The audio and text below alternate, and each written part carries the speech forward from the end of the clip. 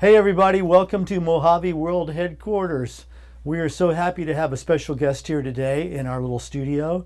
This is the Wally Llama, my good pal Wally Ingram. Welcome, Wally. Dusty, what's up? It's good to have you here, bro. I'm so honored to be here for the first edition. Yeah, this has been a dream to have our own studio in-house where we can make recordings and shoot content. So, Is there going to be a name for the program? live from Mojave World Headquarters.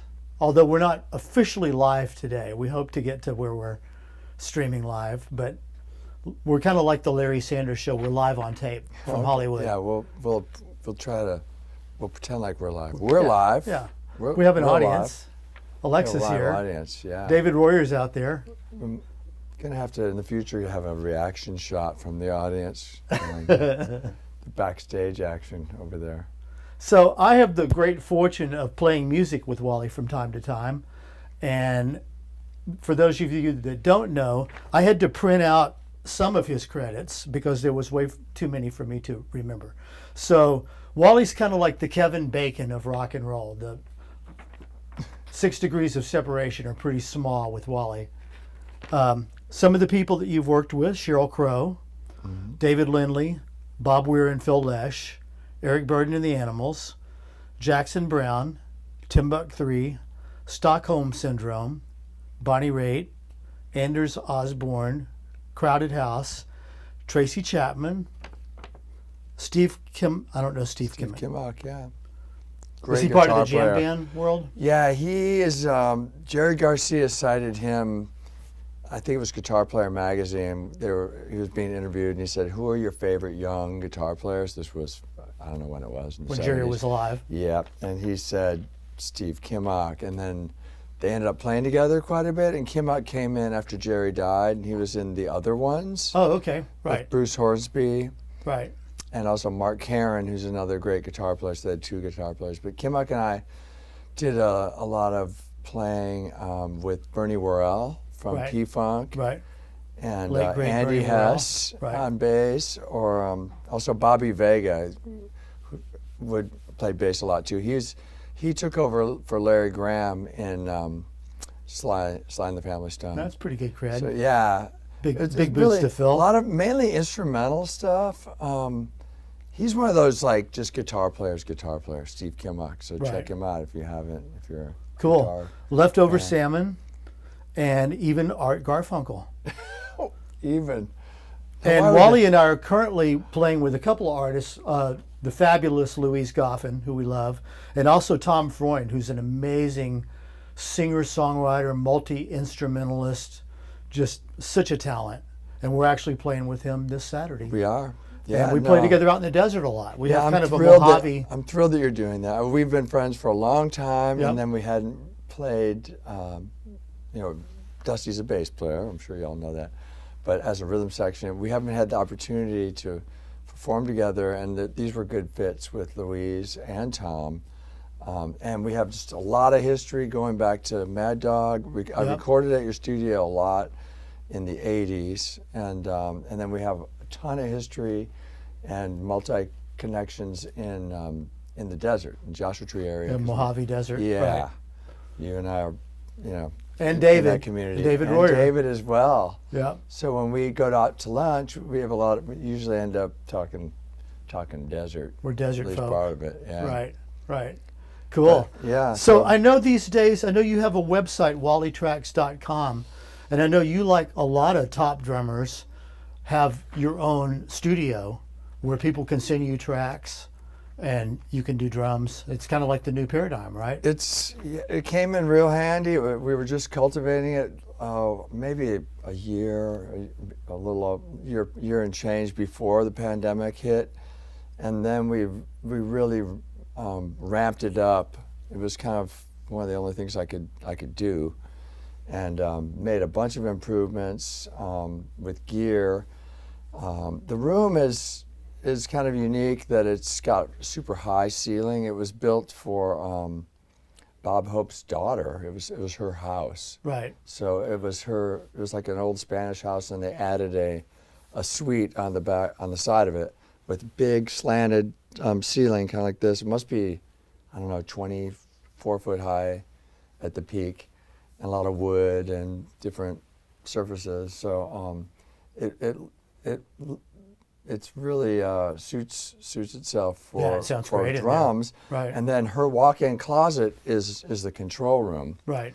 And with very little soundproofing, maybe some curtains and my wife's an interior designer, so there's lots of like furniture and pillows and stuff to diffuse things. But right. Yeah, it's very comfortable. Through the help there. of my original engineer, Doug Scott, who said to say hi to you, by the way, and Sid Greenbaum, who's in the house today, we have made steady improvements on the studio, and to the point now where we kind of upgrade the computers and all the UA gear. Right. And a game changer has been Mojave microphones. Which, Yeah, how many are you up to now?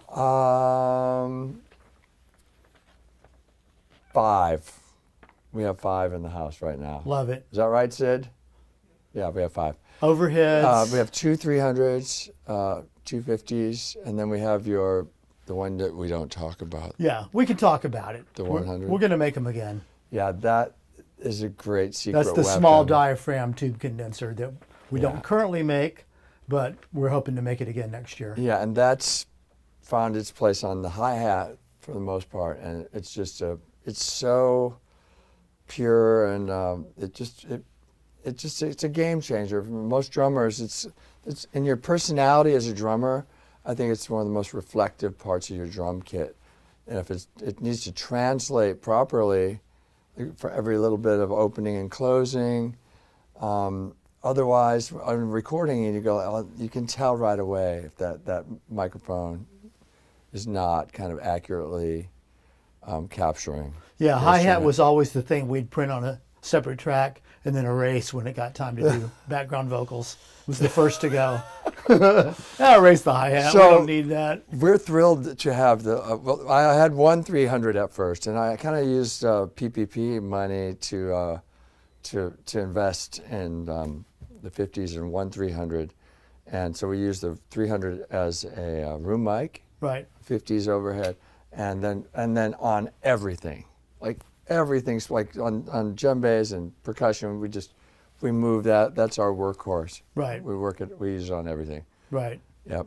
And those have been really, I can't say enough. They've been just super game changers in upgrading the overall sound of the studio. Well, that's our goal, is to try to make life easier when you're recording. Yeah. So then we've got it pretty set up well to field people's projects, either a full session or even just MP3 or whatever, and lay over to percussion.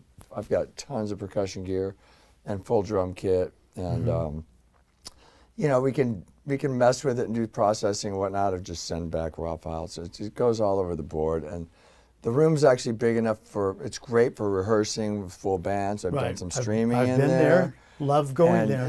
It's a handy spot. It's got a cool in and out location. I love working on recording. It's been kind of my new fun thing to do. And in the process, yet another engineer, old roommate of mine, Jay Vatuk, who recorded the David Lindley records, 3 out of the 4, the Wally Dave records, had been working with a drummer who'd been doing loop libraries. And I've always wanted to do, have like a bunch of sample library and stuff like that. And so he kind of championed the idea of doing like a Wally Tracks sound and loop library of one hits and loops. Right. And so Sid would come up from Laguna once a week, and we'd do conference calls with Jay, and we would made a punch list of, bass drums, snare drums, and, groove feels, and then we went through most of my percussion gear, and then send them off to Jay, and between Jay and Sid would split them up and do a little editing and do some post, and then we weren't sure what we were going to do with it. And then I ran it by Butch Vig, who's a great old friend of mine, and he had just done a Butch Vig drum machine for what's the name of that? Was it Loop Loft, I think? Sid could help me. Anyway, for another company. Right. And I'm sure if you Google Butch he Vig said, loops, yeah, you'll find it. Yeah, and Butch Vig drum machine. Ryan Gruss was the guy who. It's actual physical hardware? It's actually a virtual drum machine. Oh, okay. And with all his sounds and stuff in it. And he recommended this guy Ryan Gruss, who's the one who signed him to that project. And he was starting he'd sold his loop lofts to someone else, and he now has started his own called Yurt Rock. He said, check in with Ryan. And so we sent him like what we've done, and he's like, I love it. Let's put it out. Oh, that's great. Like with not a whole lot of additional work. So where do people go to find it's this? Yurt Rock, Y-U-R-T. Like a yurt, rock, like a tent, right. Rock.com. And they've got a great, cool catalog. There's all different kinds of musicians on it. It's not just drums, but they have, like my mentor, Clyde Stubblefield, they came across through Leo Sidran, Ben Sidran's son, had recorded Clyde at Smart Studios, which is Butch Vig's studio in Madison, Wisconsin, which is where I went to school. So there's all these multi-connections. But I met Clyde Stubblefield when I was about 19 and playing with the guys that became Timbuk 3. Right. And anyway, Leo Sidran was a kid in those days taking lessons from my roommate, Dave Stanek, and his dad played with Clyde Stubblefield, who is the funky drummer, the most sampled drummer in the history of music. Clyde was James Brown's drummer. Wow. And he played with Otis Redding, and just wow. amazing guy. But he's got those signature funky beats, Cold Sweat. Right. Anyway, he had been sampled so much and never got a dime that Leo, it was his idea, and I think he was in his 20s. He goes, I think he paid for the session himself, and said, let's record you doing a bunch of your signature grooves, and then you can release your own sample CD or something, which was, in those days, that was kind of what you'd get, like a stereo sample CD. Right. And they did it. And then Clyde just passed away a few years back, and this opportunity came around to re-release it in this format. And they've done it, and it's really cool. And then they've just doubled up on it, and they have like a multi-track version of the Clyde Stubblefield drums where you can, there's not a whole lot of tracks, like overheads, kick, snare, hat. Cool. I think that's about it. But you can actually then go and adjust the levels and right. stuff. But Ryan Gruss is really on his game. I love the Your Right catalog. You can either subscribe to the whole catalog, or I think Wally Tracks, Volume 1 is like $39. Right. It's pretty cool, and there's a lot of like some of my signature stuff, like this brush djembe, which we're going to get into today. Right. On there. Right. Yeah. So for all you kids at home, if you want to get Wally's sounds, go to yurtrock.com. Yep, and wallytracks.com is a kind of a brand new website, which has like basically just kind of a, it's like a one pager with some basic information on the recording process, and then a link. And then wallyingram.com is the one I've had for years and years. Right. And that gets you all over the place too. But. Right. It's got all your social media links on it. Yes. Yep. Cool. Social media? Yep. It's got the hashtag. The social media, the hashtag Just Add Wally. Social media, that's all the kids are doing these days. This new microphone we're going to talk about is really good with that sibilance problem. Woo! So tell us a little bit about this. Wally's a fabulous traditional drummer, I guess you would say, on a full kit. Mm-hmm. But you also do a lot of work just using your djembe, but you kind of recreate a whole kit with your approach. And you do a lot of like duo gigs with people like Tom Freund, where you can travel light. I love doing duos and trios. I love playing with singer-songwriters. Right. That's kind of been that list right there is pretty much all great singer-songwriters. Right. And inevitably there's opportunities, even if you're in a full band, to play like what they used to call unplugged. Right. Either in a radio station for a promo thing, or a record store. Record stores. Right. Remember those things? Yeah. And they used to do all these in-store things and performances, and coffee shops and whatnot, acoustic gigs. And this, I always loved hand percussion. I started collecting djembes when I would go to Europe with different bands. I'd go to the flea market, the Klingencourt flea market in Paris, where there's a big West African presence, and they had lots of djembes there, just beautiful ones. And I hadn't really seen them in the States at this time, which is probably around, I don't know, it's around 85 or something like that. And so I'd buy one every time I went over, and I think I had like 5 or 6 of them. Do you know where this one's from? This is a good old Latin percussion one. Oh, okay. And yeah, Right. this is a way more, the ones I was getting were goat skin with rope. Yeah, that's how tuning, mine is. And hand carved out of a single log. This is more of a high-tech version of with. I find it pretty useful to have a metal rim and changeable heads and tunable, especially with climate changes and whatnot, durability, and these things you can bang them around. But one of the keys is that it does need to be a skin head to do what I do with it on a brush. Right. But so when I was with Sheryl Crow, MTV Unplugged was a big segment that they would do, and lots of bands would go in and do an acoustic performance Right. On the set. And so we were asked to do that, and I wanted to do something a little bit different. Most guys were just using blastics, which are kind of like more of a plastic, kind of almost like this kind of a thing, like bundle of, plasticness. Right. And then, just basically playing a drum kit, but with multi-rods. And for some of the stuff, at least, I wanted to try to do some hand drumming. Right. And I was like, it just occurred to me to try to I have a brush as like a snare. Right. And then use my hand for like a kick part. Right. So you got a kick and a snare in the most basic sense of it, and then you have like a slap, Tone. Right. conga, Right. like essentially. So you have a conga sound, you have a kick sound, you have a snare sound, and then you could actually do. It took me quite a while to figure this out. Years. It's kind of like hard to believe, but when I started thinking about doing double strokes, I started doing this. Oh, wow. Because you can't really, if you Right. want to do a fill.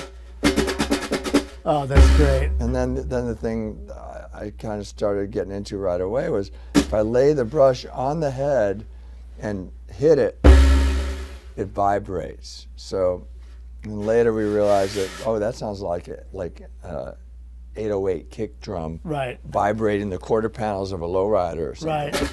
Love it. So there's that, and then there's all the technique of using brushes on a snare drum that we love, like from the jazz world. Right. That's sort of stir the soup kind of thing. Yeah, but scramble the so I eggs. used the.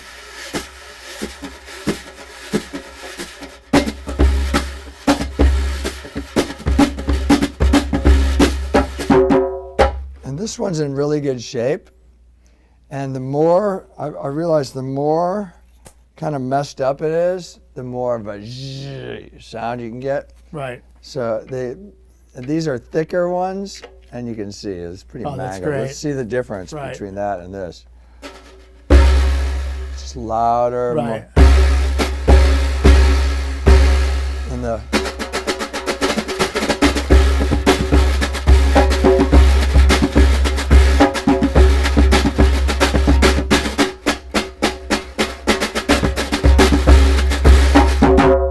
And then I've been thrown into service, like say if you're playing with a bluegrass band, it's like, now what do you do? That's Right. like, like a train beat or something. Right. That's kind of where I invented the hitting the shaft or another thing. So it's like if you're doing like a train groove, you got this.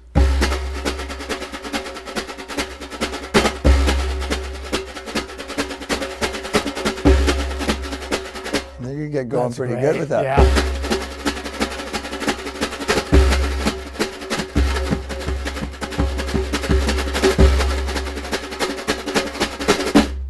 So That's it's like, awesome. yeah, and they're great. It gets springy the more beat up it is. From the heart, I even it really just kind of.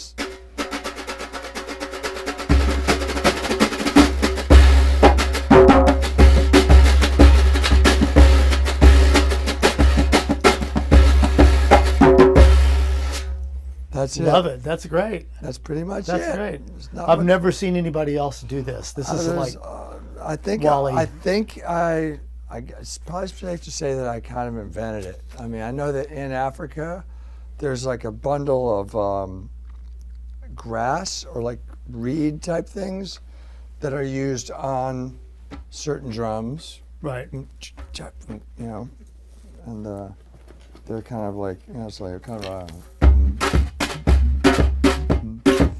but to like this is like a little different. Right. It That's gets- but great. to me, so if I and a lot of times I would put a tambourine on my foot and just, you know, stand there and do that. But that's probably the source of some of my hip problems, perhaps. But, even on a normal drum kit, I often have this tucked right next to, like, left of my hi-hat. And so I'll incorporate that into my drum kit playing as well. Right. I always have it. Quite often I'll have a pair of bongos and room service covers and, you know, a cowbell, tambourine. I almost always travel with a bunch of percussion stuff, and quite often it's this djembe and some kind of a djembe stand, which is a little bone of contention that I'm trying to get one made that really Right. does the job. They're hard to find. Right. But yeah, I love Latin percussion. I'm my percussion company that I've been with now. DW owns them now. Mm-hmm. So I've been with DW for, I don't know, maybe 33 years. Oh, wow. Something like that. Yeah, so That's a great relationship. it's a great relationship. Yep. John Good and Garrison and Don. I mean, they're just They like have a studio family. out in what, Oxnard? In Oxnard, And they yeah. have some Mojaves out there. But at the drum channel? Yep. Yeah, Yep. they should. So when they bought, and to be fair, I was with Gombops before, and they had bought Gombops, and I loved that relationship as well. Right. And they moved over to Sabian cymbals, which I've been with it as Right. well. But to me, Everything's consolidating. they didn't have much going for djembes, and it's such a big thing for me. And djembes and cajones for the hybrid drumming approach. I'm Right. really into hybrid drumming. There's just so many drummers that can play circles around me. Or that's not my gig, but this I love. I love doing it. And I love playing with other drummers. To me, that's one of my favorite things to do. I do it a lot with Bill Kreutzmann Right. from the Dead, and I love being the percussionist or the hybrid drummer with another drummer. I'm Right. totally down with that, and that's one of the things I really like to do. But so when DW bought LP, I moved over to LP, and they've taken really good care of me. They've got such a great collection of variety of gear, and these are my go-to. There's another model that's a little it's an Aspire version, which is kind of the next line down, that is really great and less expensive and easy. I buy them and I leave them around the country. Right. I have one in Denver. I've got one. Oh, that's great. Yeah, Have them stashed because away. they're not easy to move. You know, Right. you can only carry 50 pounds in a bag, so Right. it's kind of like if I can always have a djembe, that's very helpful. Right. And I'm also stashing cajones places too. Right. You can always do the gig. That's right. That's great. Well, very cool. Part of what we're doing today is showing off our new MA37, which is coming out shortly. This is David Royer's modern update design on the classic Sony C37A. So we've got one on the top and one on the bottom to capture all that gooey bottom end down there. And I'm going to excuse myself and say thank you to Wally for being here. And Thank then you for Wally's having gonna, me. Yeah, it's great, man. And I'll see you on stage on Saturday. That's right. That's right. And I will say too that this is a very sexy mic. It's a sexy mic. I mean, it really is. It's not only does it sound amazing, but it looks really cool. Yeah, You really knocked it out. It's a beauty. We're going to have a lot of information on our website about the history of the Sony C37A, so people can kind of see the lineage where it came from. And we just shot a video of David talking about this microphone and what his design philosophy is. So those will be up shortly, and we hope you enjoy them. Thanks for tuning in.